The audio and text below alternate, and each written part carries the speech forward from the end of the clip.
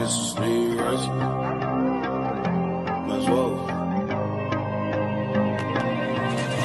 I'm walking through a ghost town, y'all ain't playing my sounds. Don't tell me to calm down, don't tell me to calm down. Only time I go backwards is when I wanna moonwalk. Don't test me, my mood's wrong. Don't test me, my mood's wrong. We are who we say that we are. You were lost in the stars, and it's all from the start. Never running no pace, never on the right page, but we still read that book, and we still run that race. Ay. Mississippi Racer riding out, no shortcuts, no time for that. Mississippi Racer riding out, till the wheels fall off, I'm driving that. Mississippi Racer riding out, we'll stop burning, strike the match. Mississippi Racer riding out, red light, green light, red light, good night. Ay. Red light, green light, red light, good night. Red light, green light, red light, good night. Red light, green light, red light, good night. Red light, green light, red light, good night. Time to chill, don't sweat it. Good morning and welcome. It is Coffee and Sports. It is the morning show powered by Wire to Wire Network. Thank you so much for making us part of your morning routine. I am Chris, and of course, that over there, that is Mo. Mo, how are you this morning? Feeling great. Friday Eve, NBA action, baseball's kicking in. We get off-season football. There's so much going on in sports. How can I not feel great? Well, I wanted to start somewhere where I don't know if we've ever started here before. I want to start with high school basketball. You scared me. I thought you were going to say curling, but okay. Well, maybe next week. Maybe we'll get into curling next week. So, high school basketball, it is playoff season. It is state championship season for high school basketball. And over in New Jersey, we have a little bit of controversy in the world of high school basketball. There was a game earlier this week, I believe it was last night, but it could have been the night before. It was against Manasquan and Camden. We have the video up right now on our TikTok if you have not seen it yet. But let me give you the breakdown. Camden is a New Jersey powerhouse. They were picked earlier on this season as the favorite to win the state championship in New Jersey. Camden took a 1-point lead with 5.6 seconds to play after making 2 free throws. And then Manasquan went down the courts. They missed a 3, but then their center tipped the ball in with a half second to go to win the game. The call on the court was the basket was good. The referees then got together, and one of the officials decided the basket was not good. According to him, the ball was still in the player's hand when the buzzer went off. After a quick conversation, they waved off the basket and gave the victory to Camden, despite parents on the court at the time showing the video of what took place in the final seconds of the game. Obviously, Manasquan files a complaint, Mo, and the body that oversees the New Jersey athletics for these high schools actually came out and said that the initial call on the court was the correct call.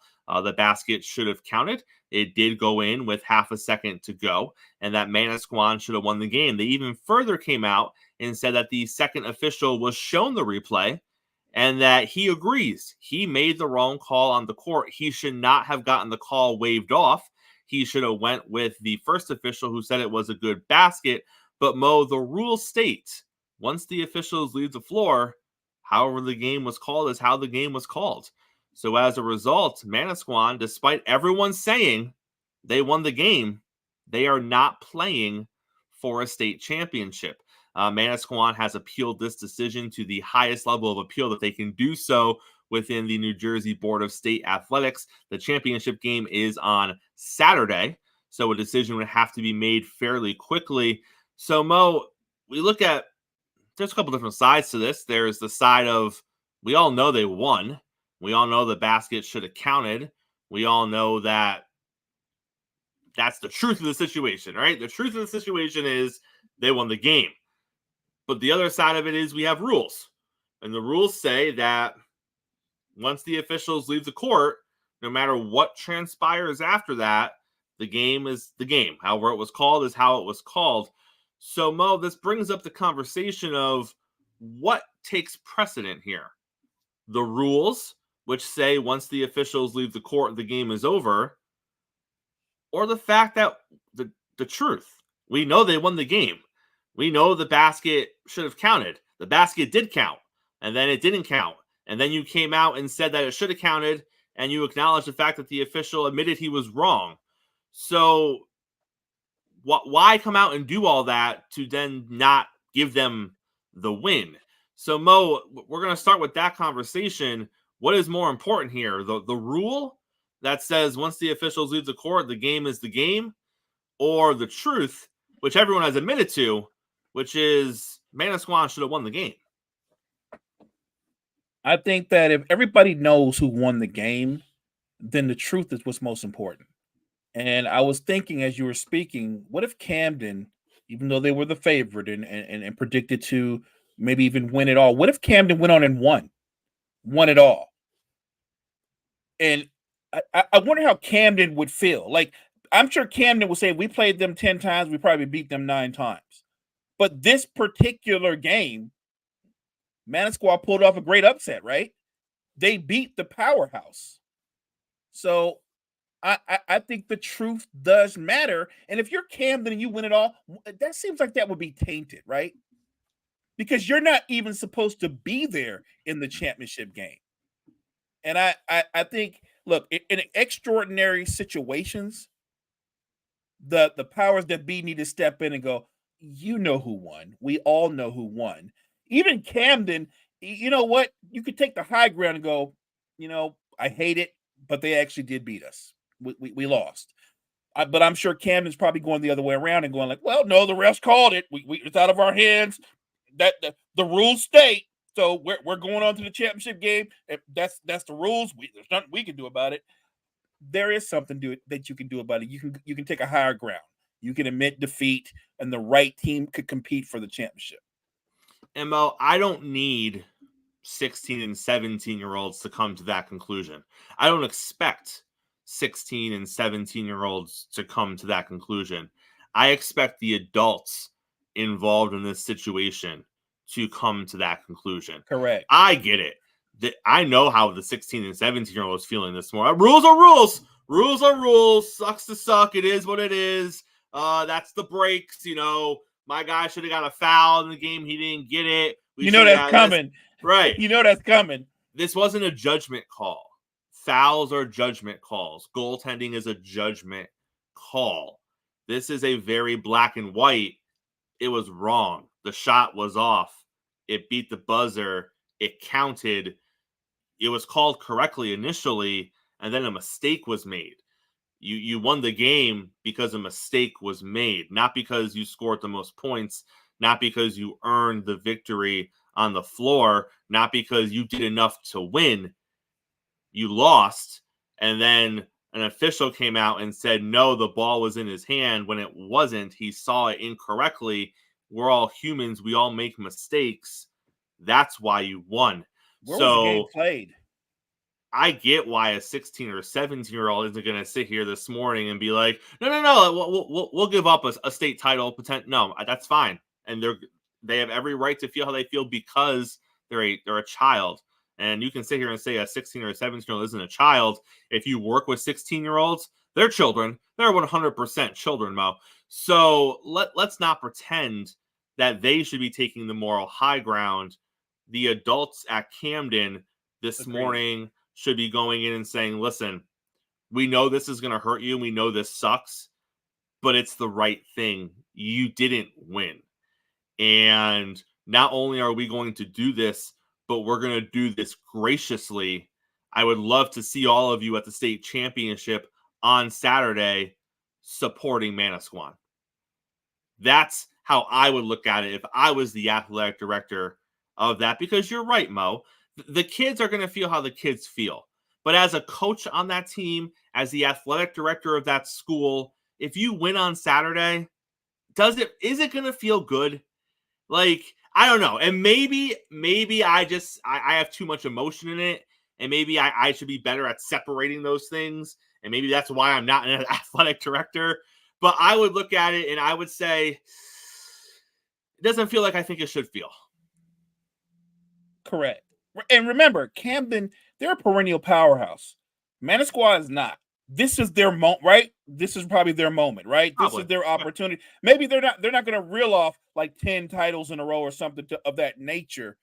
And it's something that they can carry with them the rest of their lives. Look, for some people, for some athletes, their peak, their high is high school, right? You can turn around and you have that bond and you go, we won a state championship. Or even if you competed in the championship game, it's something to talk about, is something to bond you. Look, I just think that right is right in this situation. And I feel like, I wonder if the game was played in Camden and the refs just out of fear backpedaled and made a call because they were afraid and because Camden was expected to win, right? I don't even think it was supposed to be a close game. Like, I'm not saying Manasquan wasn't a good team, but Camden was supposed to be in the championship game. I really feel like you said, if the AD and the head coach got together with the players, you can teach them. It could be a teaching moment.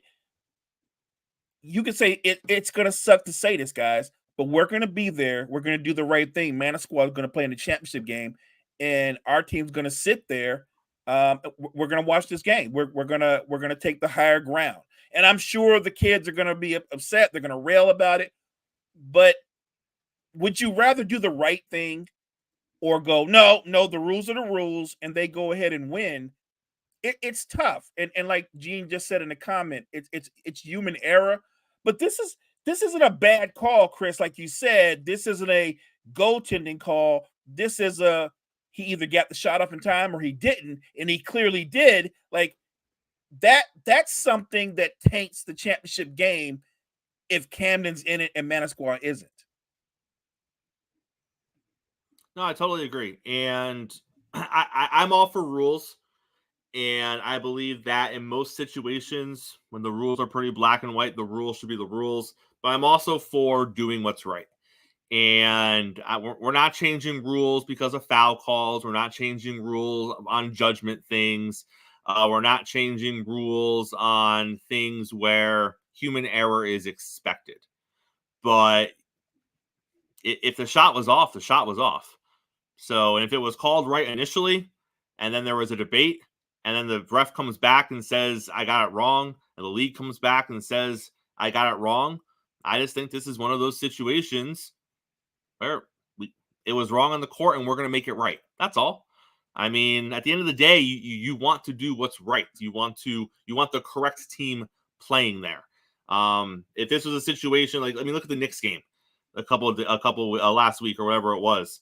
Huge foul, not called, should have been called. It's a judgment call. You can sit here and tell me all day it should have been a foul, but in that situation, the official it's his choice. Was it a foul or wasn't a foul? It's up to him. He thought it wasn't. That's not the same as far as the ball being in his hand or out of his hand. It's a black and white call. So we're going to bring JG in right now. Love to get JG's opinion on this.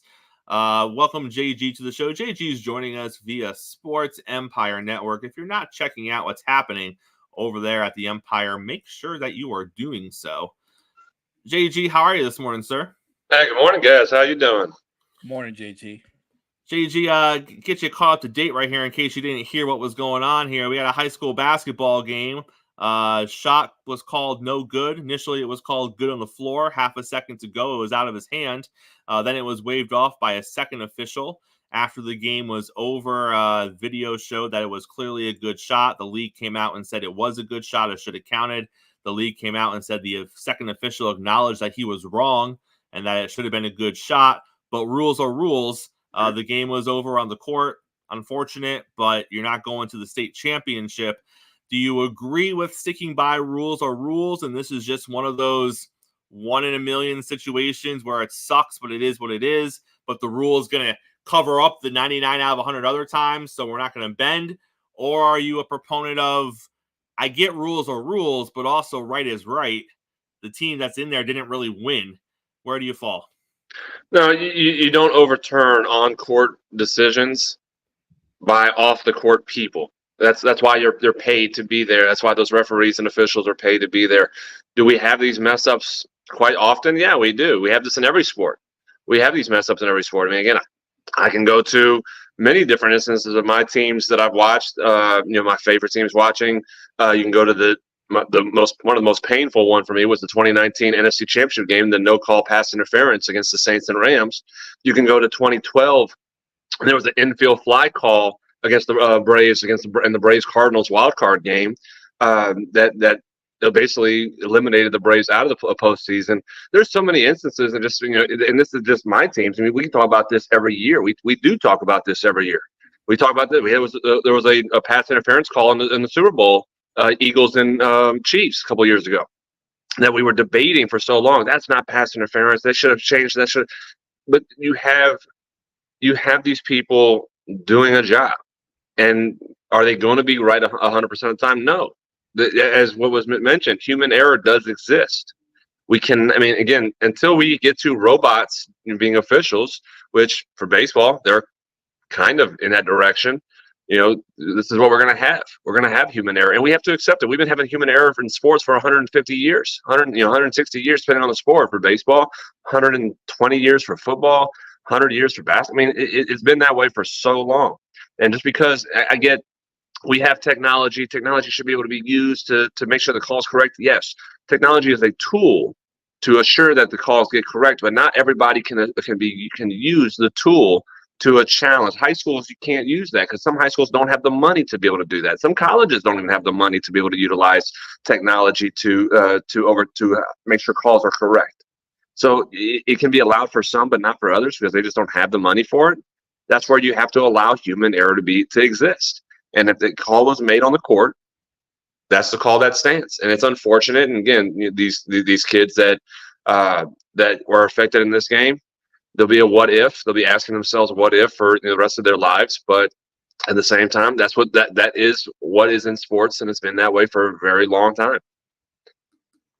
JG, let's get into some baseball stuff.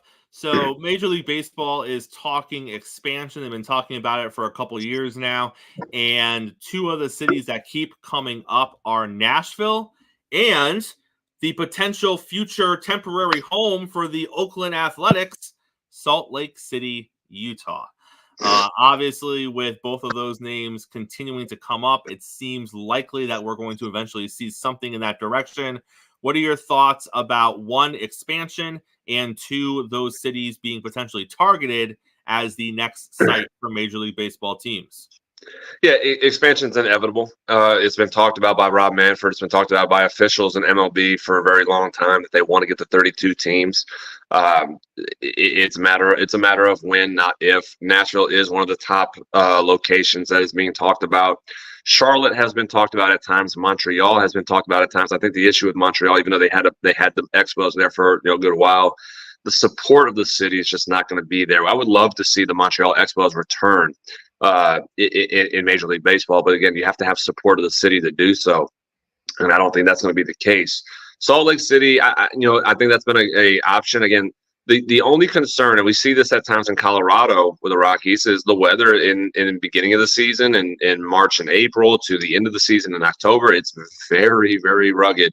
It can make things difficult at times.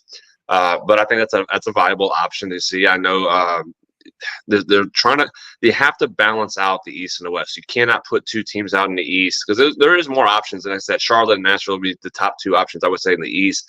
But you can't. You have to make sure you have balance in the locations and the geography. And I think that's where Salt Lake City does come in play.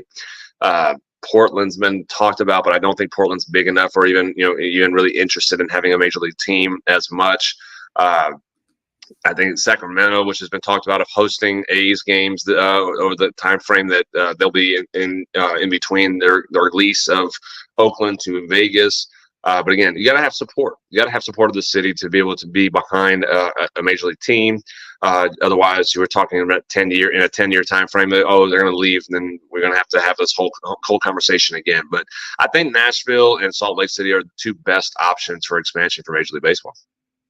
Renderings of the Vegas A's stadium are starting to come out. The Las Vegas Review-Journal released some initial renderings this week. And to call it a state-of-the-art stadium would be an understatement. When you see what the renderings look like, it's this massive layered dome structure. It would have the biggest video board of any team in Major League Baseball. It truly is going to be a state-of-the-art place to play. JG, obviously in Vegas, you expect that. You expect the glitz. You expect the glamour. But at the end of the day, this is the Oakland A's that are going to be playing there. They're not just going to show up in Vegas and there's going to be, 6 all-stars waiting to join the team when they pull in. They're bringing what they have to Vegas, and they don't have much, nor do we think they're going to have much over the next couple of years on their trek to Vegas. Is this going to be enough year 1, year 2 to get people to buy in while they figure something out to make the team, competitive? Because it's great to play in an amusement park with all the bells and the whistles, but when you suck, you still suck. And people don't want to go see their team lose. So, I don't know. It just seems weird. And I get it. You're not going to put them in a dump when you move to a new city. But where is this going to end up? Is this Vegas thing going to ultimately be successful? Because we're putting a lot of money in to a team that doesn't even seem to want to be competitive. No, here's the thing. As I've said this with you guys, this is the general move of what happens when a team either builds a new stadium or does move. You have to cut payroll as much as possible to increase the value of the franchise once the stadium has been built. And then when the stadium has been built, the value skyrockets. Will they be competitive in year 1 like the Vegas Knights were? No, they won't. It's going to take about a 3-year time frame to have this team be somewhat competitive, because that's when their value is at its highest. It's actually funny because my brother texted me the picture of the stadium, and he's a big motocross guy, and he goes, "Man, this stadium's gonna be really nice when they do motocross races and everything in here, because that's basically what all it's going to be used for at its highest point and everything." But because I agree. I think that they're going to be a last place team still when they move to Vegas in for a couple of years. It's going to take some time to rebuild and really change the perception of this team. And that also falls on ownership. And right now, is anybody confident in the ownership to be the ones that turn this around and turn this into a competitive group that they're going to spend money and make this team, a viable option for free agents and for trade targets? I don't know. And right now, nothing has shown us to be the case, but there is a window, a 3 to 5 year window after they move, that I think they're going to have to really put themselves in. If they fall short of that window, you're talking about, a team that, I hate to say it, could be, could absolutely tank in their value. And I mean, we could see that the A's, the Vegas A's, when they get there, not last long if they fail at this. And I think that's the fear right now in Major League Baseball, because the ownership of this team has failed them for a very long time. Breaking news, gentlemen: Mike Tyson is going to be fighting Jake Paul this summer, July 20th. Tyson versus Paul. In case you are, fans of Tyson, fans of Paul, fans of an old guy fighting a young guy, whatever. It's sure to draw some big stuff. JG, comments came out yesterday in some Major League Baseball circles that Scott Boras has just lost his edge. Do you view this offseason as Scott Boras kind of losing a step in the Major League Baseball world? Or is this, like we have talked about before, just a shift in the paradigm of where these off seasons and where these contracts are going? A little bit of the latter, but I think this is also the owners basically saying, Scott, we're done dealing with you and how you conduct business.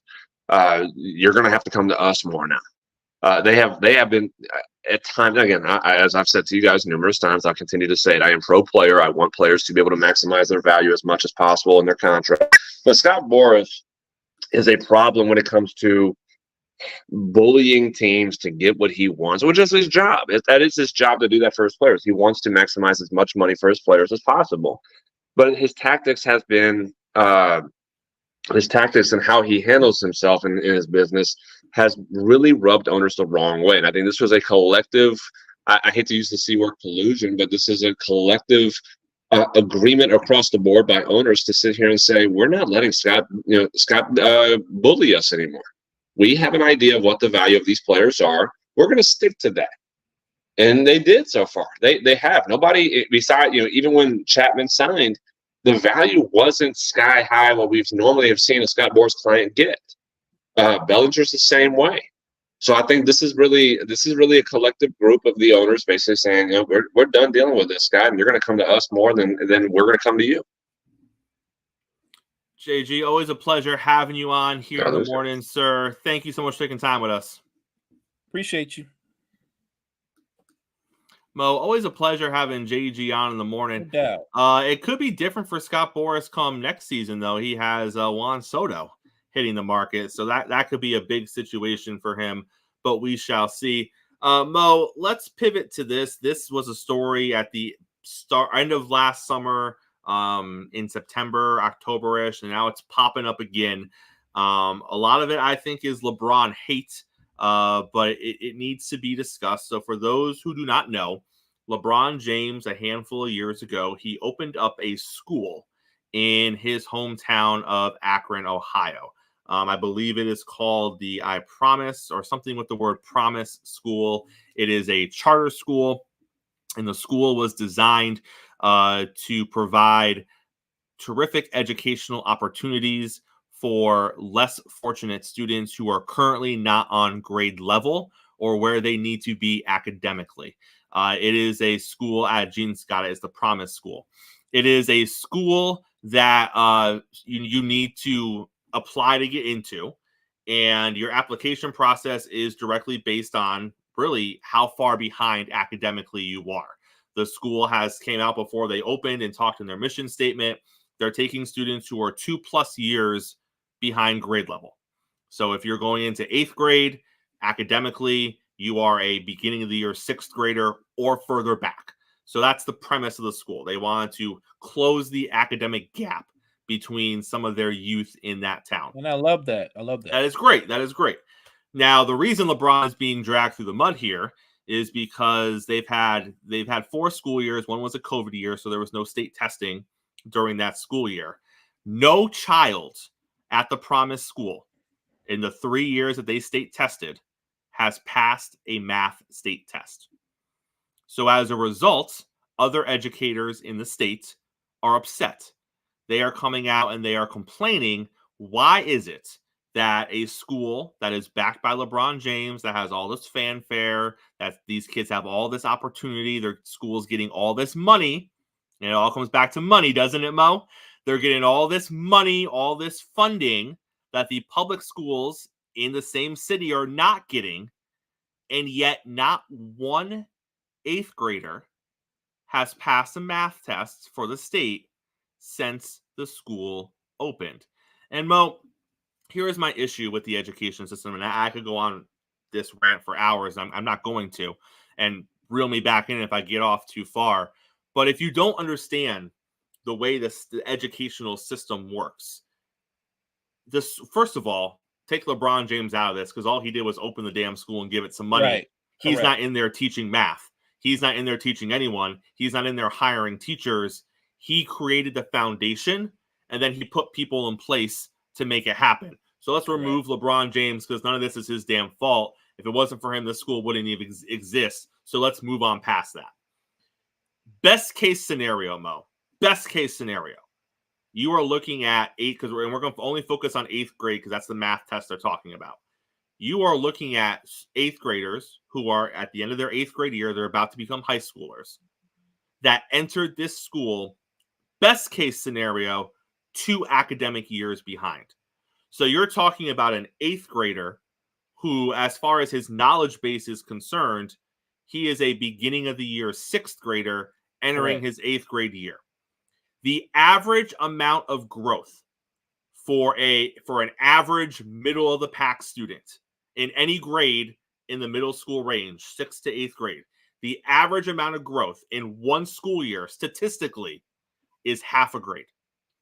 Meaning, on average, if everything is just average, the teachers are average, the curriculum is average, the effort of the student is average, the parent involvement is average, if everything is just middle of the road, you can expect that student, if they came into 8th grade as a middle of the road 7th grader, when the year ends, they'll be where they need to be.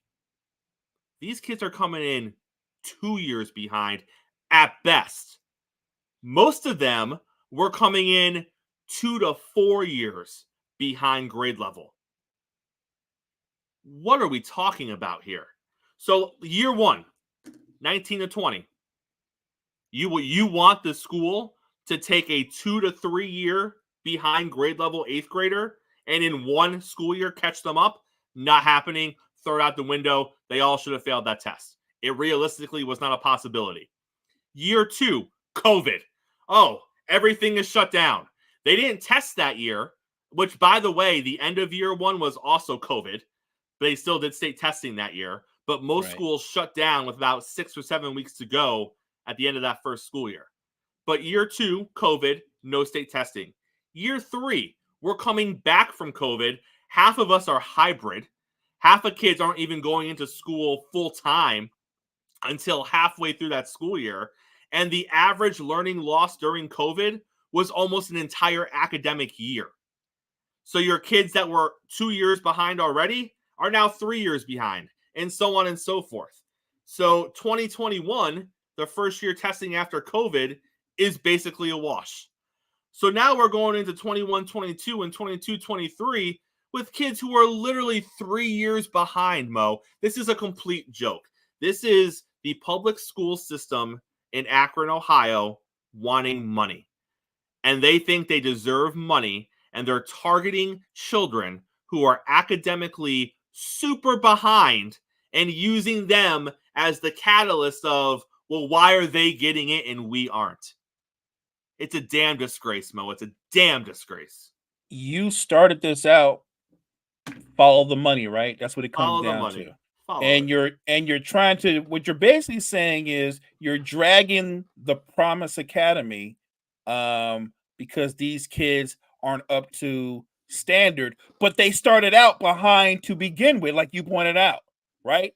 So the odds are stacked against them to begin with, and you do have to factor in COVID, and yet it seems like they haven't, because again, they're trying to say that why are they getting all this money when the public schools who are at the are meeting the curriculum, meeting the standards, are not getting this money. Why don't you just say we want money? Just say we want money. Say what it is. Just cut to the chase and just say we want money instead of trying to drag these kids and their families through the mud. The New York Mets proved money doesn't fix things. Look at how much the money the Mets paid on their roster last year. What did it get them? Not even in the playoffs.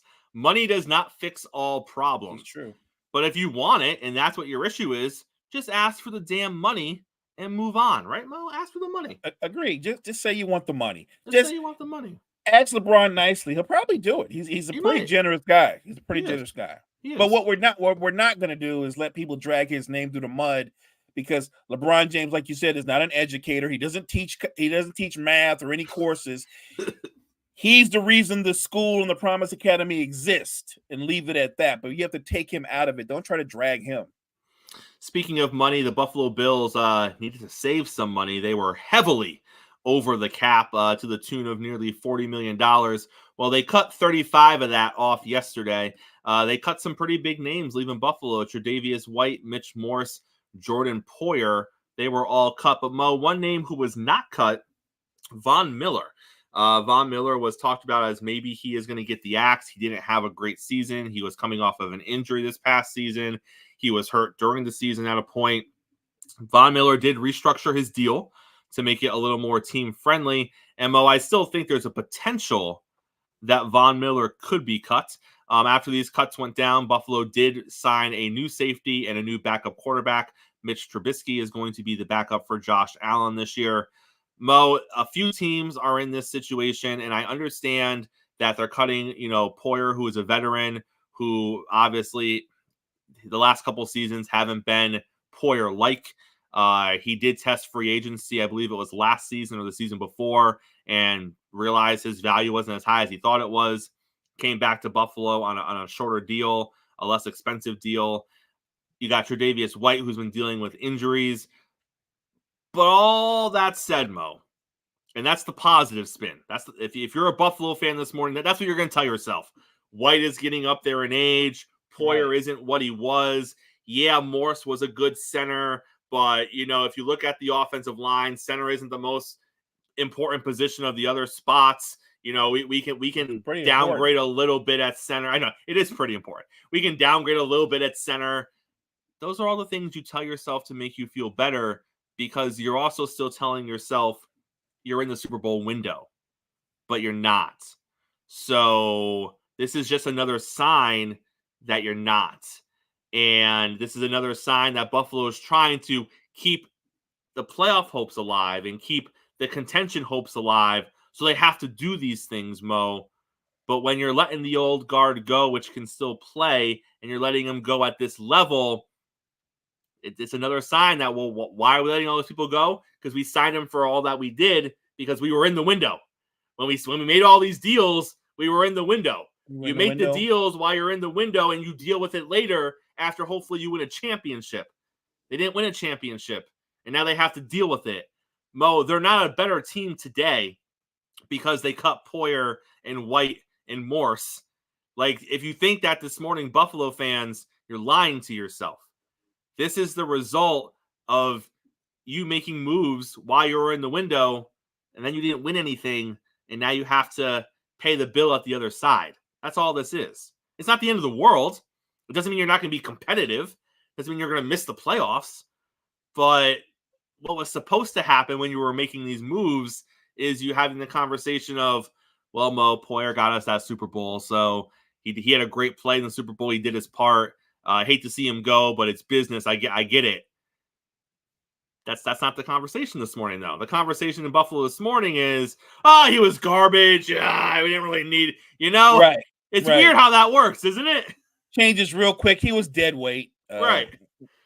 And here's the reality. The reality is, now you're in a different situation. Now we're looking at the other teams in the AFC who have their young quarterbacks under their rookie deal, and they're coming up. They have the advantage over you. Buffalo had a 3 or 4 year championship window, and I'm not saying they can't get lucky in free agency and sign some gems, but right now I'm with you. They're absolutely not as good a team as they were last year, and last year they weren't good enough to get to the Super Bowl. So your biggest selling point is what? Josh Allen. That's your biggest selling point.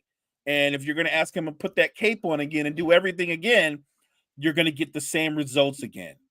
So if you're a Buffalo Bills fan, yeah, you can tell yourself all the things that you said, Chris, like, well, those guys were getting up in age. They're not that good. We needed to upgrade. You do need to upgrade, but that's easier said than done. All you really did was you saved some money, and you needed to. You had to cut some salary, and you did that.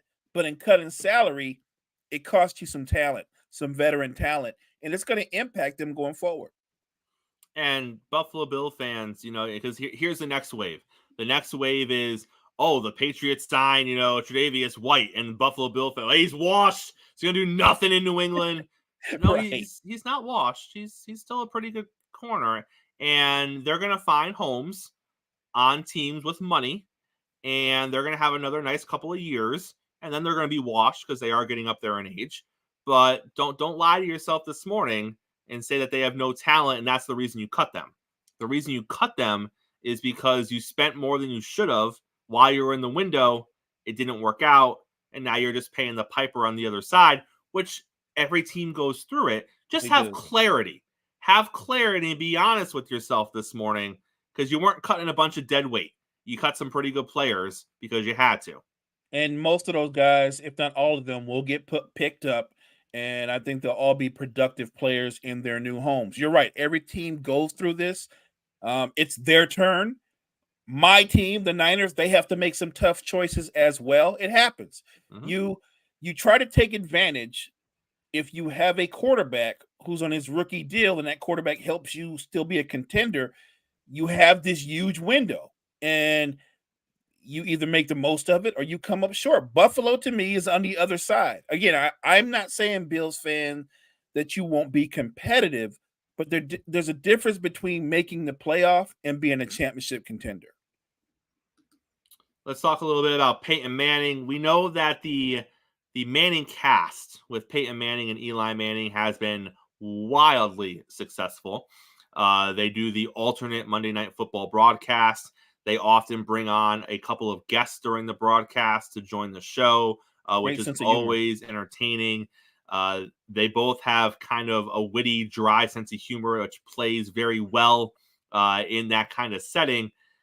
Peyton Manning owns a company called Omaha Productions. Omaha Productions was the one who was behind the Manning cast. And Mo, it looks like Omaha Productions wants to expand its cast lineup as Peyton Manning is actively pursuing Coach Bill Belichick and Coach Nick Saban to come together and have their own version of the Manning cast with those two talking ball during a game. Mo, are you going to sign up for this? Do you want to see an NFL Monday Night Football game or Thursday Night Football game with Bill and Nick just chopping it up talking football? It could be interesting, or it could be like the two old dudes in the Muppets up in the stands and stuff, right? It could be that. You are talking about arguably the GOATs of their respective jobs, right? The greatest college coach of all time, greatest head coach of all time in pro football, and they happen to be friends, and they have a history. They've worked together the whole nine. It could be entertaining, and I'm sure it won't be lacking in knowledge. I guess what it comes down to is we knew that Peyton and Eli had this dry sense of humor that engages people. It's kind of funny. I've heard Belichick can be funny, and I'm sure Saban can be funny, but it's one thing to say it. It's another thing is, does it play out well on camera? You know what I mean? Like, everybody doesn't have that it on camera. Trust me, I'm a Joe Montana fan. Joe on the camera, not a good thing. It was not good. Joe, that was not Joe's lane. He just doesn't have it. He didn't have it. Look, I'll tune in if they're going to give it a shot because I want to see how it looks, but I have no idea how it would work.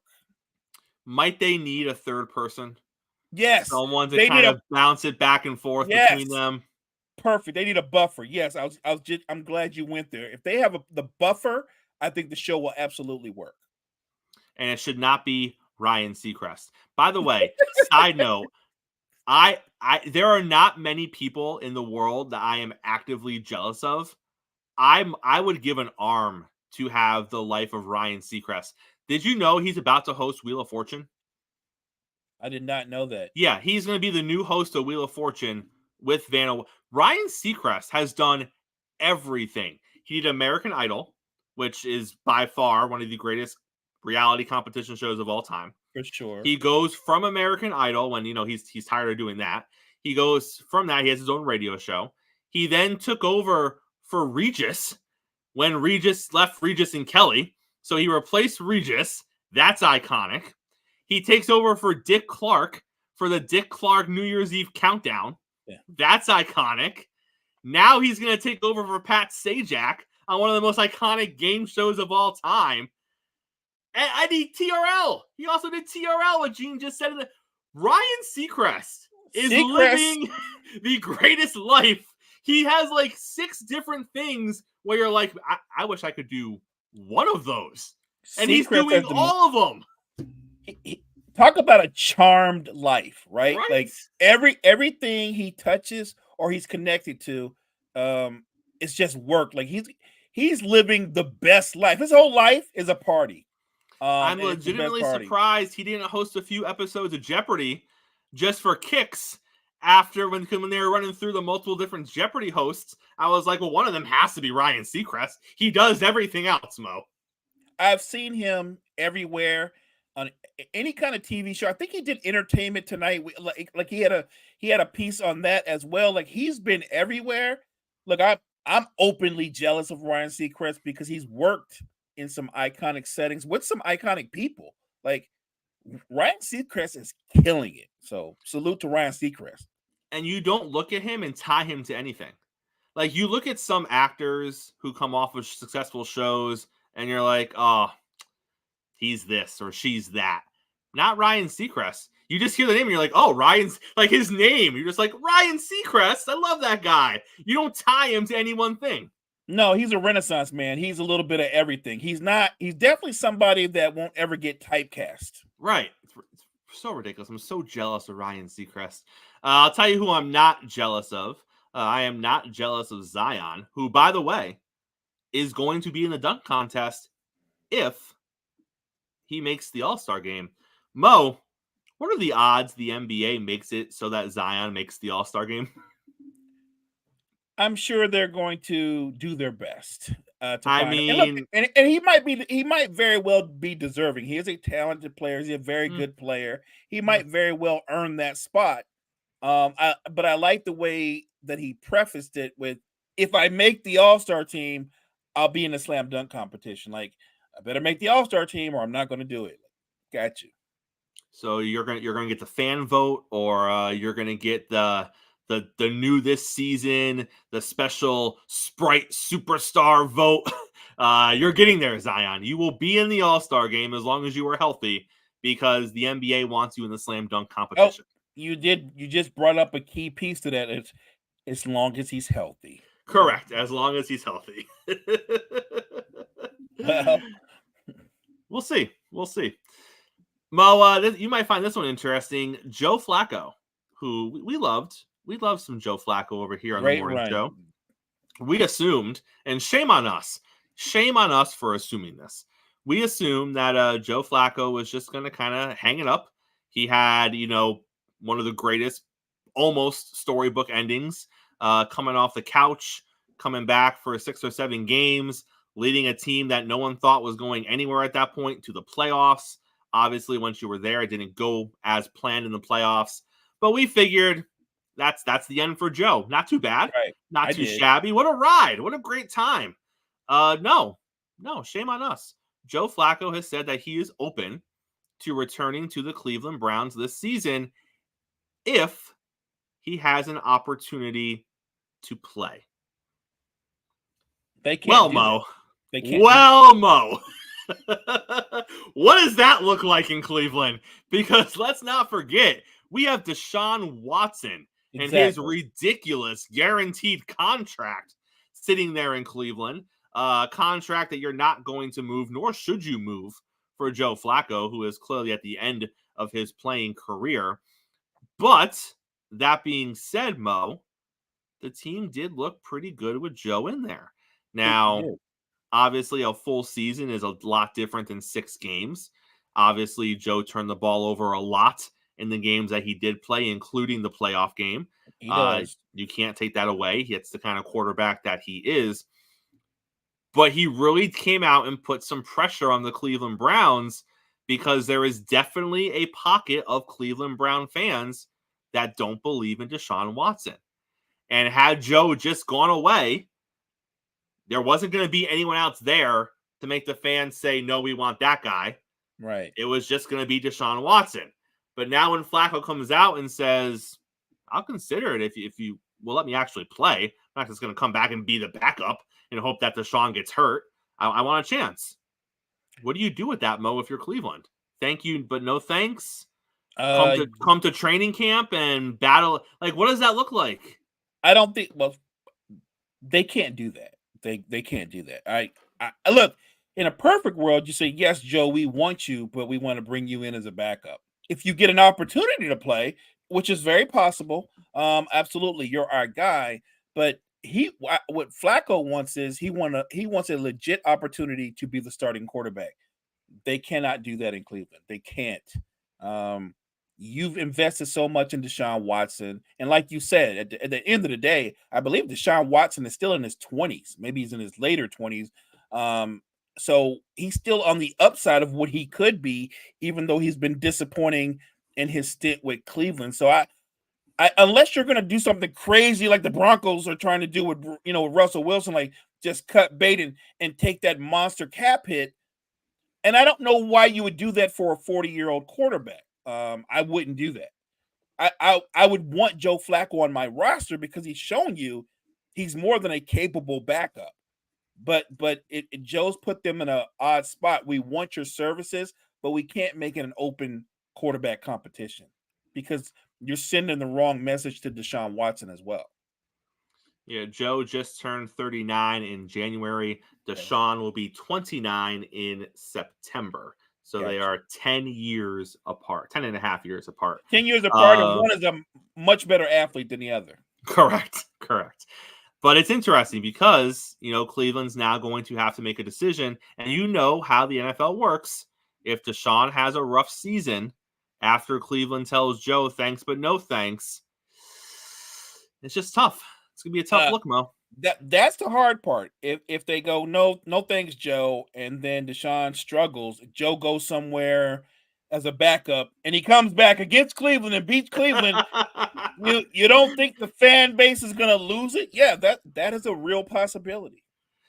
Mo, Dak Prescott and the Dallas Cowboys have not talked about a contract extension yet. Dak is owed $59.4 million against the salary cap this season. When your cap hit is that big, it is extension discussion time to lower that cap hit. Insiders in the NFL say don't worry about it. They'll probably start having this conversation mid to late summer. That's when these things usually start picking up steam, and they're confident things are going to get done before the season begins. That's scary, though, Mo. It's scary when the number is that big. It is. And we're getting ready for the draft, and those conversations haven't happened yet. But at the same time, we know the Cowboys march to their own beat of their own drum. So you would have to imagine the Cowboys are going to get that accomplished. It's just a matter of what does an extension look like, because is there any world where they don't extend Dak Prescott? I don't see it, but is there? I don't see it either. I think they're going to – I would actually think they're going to get it done sooner than later. Like, I'm sure they're drawing that up right now, and it's really about the language in the contract and the extension. Much like Tom Brady did for many years, right? He just kept pushing his money down the road. It's not that Dak won't get his money. They're just going to push it down the road and make his number smaller, his cap hit smaller. So I think the extension is going to get done. I don't think Dak wants to play anywhere else, and I think Dallas, they want him as their franchise quarterback going forward. Mo, it was only 2 days ago, maybe 3 days ago, that the Golden State Warriors suffered the worst loss in franchise history. It was brutal. When they were buried to the tune of 52 points by the Boston Celtics. The starters didn't even play after halftime. Draymond Green comes out after the game and says, we didn't even know what the defensive plan was until 10 minutes before the game began. And that's what they played like. They played like they had no idea what they were doing out there. And they showed up and were like, oh, we have a game in 20 minutes. All right, let's get dressed real quick. That's what it looked like. And then a couple of nights later, they go out against the second hottest team in basketball, the Milwaukee Bucks, who had won 6 in a row, and they bury them by 35. Mo, this is the NBA. This is what happens, right? I watched both games, and I thought, what a turnaround. A week apart, you lose by 52 and bury the Bucks by 35. And I watched the game, and that game was over in the second quarter. They just beat the brakes off the Bucks. So this NBA, there are a lot of blowouts, and I'm not sure what that means. Like, you could make the argument with the players are just so skilled, and I'm like, right, but if they're just so skilled, wouldn't that mean both teams' players are like? Why are there so many lopsided scores in today's NBA? And it's interesting because I saw the Warriors were up 20 at half, and I was like, well, let's see where we are in the middle of the third quarter, because that's what the Warriors do. So I checked back in, and they were up by 7, and I was like, this seems more like it. They're going to blow this lead, and we're going to go on our merry way. And they end up winning by 35. They go on a 9-0 run to open up the fourth quarter and just absolutely put the game away. Steph's hitting from, almost the logo. He's doing golf swing shots. Yeah, after he's taking threes. So you look at Mo, and I think this goes back to something we've talked about before. You don't want to see the Warriors in the first round of the playoffs. You absolutely do not, because they're going to go into that series as a team with nothing to lose, because they're not being favored to win a championship this year. Most are not favoring them to get to the Western Conference Finals. They're being viewed as a play-in team, rightfully so, because they're in that 7, 8, 9, 10 range right now in the standings. They did not play basketball. You go back a month and then go to every game before that. They didn't play good basketball. No. Recently they have, and I don't take anything away from them, but you look at what they've done in the last 3, 4, 5 weeks. Mo, if this is the team that enters the playoffs, because they're not just beating bad teams over these last 4 or 5 weeks. They're beating quality, going to be in the playoff caliber teams. Yes, they got blown out by 52 against the Boston Celtics. Boston just lost to Cleveland the other night. They did. After leading by, 20-something points in that game, and they gave it up to Cleveland. Do I think Cleveland's going to beat Boston in a 7-game series? Absolutely not. But you have moments. You have games like that. So if you're not looking at the Warriors as a threat going into the playoffs, I think you're going to be highly disappointed and potentially caught off guard if they play your team and they put up a fight, Mo, because outside of Denver, I don't see a team in the West where if you said the Warriors beat them in 6, I would be like, there's no way. I would tell people the Warriors are going to be the toughest out. They're going to be a tough out, Chris, and they're going to be playing with house money. This is a scary team. If I were going to use a boxing analogy, they absolutely have a puncher's chance. They have no pressure. Like you said, they're playing with house money. Everything this season has been about the Nuggets defending, the ascension of the Timberwolves and the Thunder, and the Warriors and the Lakers are afterthoughts. By the way, since we're talking about blowouts, the Lakers were up last night by 19 in the first quarter. Then the Kings won on a 52-20 run. Game over. Game over. LeBron left that game with like 4 minutes to play with some sort of undisclosed injury. So did I. But not from injury. Not from injury. You feeling better this morning? LeBron's feeling fine, by the way. You feeling okay? No, I'm still annoyed, but yeah, I got you. Good show on a Thursday, sir. Close us out. Appreciate you guys that checked in with us in the chat. Thank you for the support. Thank you for everybody that's watching Chris and I live. Check out all the great content that we have at the Wire to Wire Network. You've given us a listen, so give us a like, a sub, a follow. We appreciate you. Wire to Wire Network. Hey, and before we get out of here, Shally makes a good point in the chat. If you're a Minnesota or an OKC, one of those younger teams, don't sleep on the Warriors because they're going to come in there with the experience and the swag, and I think they can blow a young team out of the water, Mo. Just saying. Everything Shally said, I co-sign 100%. Those young teams, you don't know what you're in for till you experience it firsthand. And I really do think Golden State is going to surprise in the playoffs. Hey, make sure you're back here, same time, same place tomorrow morning. We're going to be breaking down the quarterback and wide receiver free agent market in the NFL. We're going to talk a little WWE Hall of Fame. All of that and more. Coffee and Sports. It's the morning show powered by Wire to Wire Network. Special thanks to JG from Sports Empire Network being on the show this morning. Make sure you're here to close out the week on a Friday. We'll see you tomorrow morning.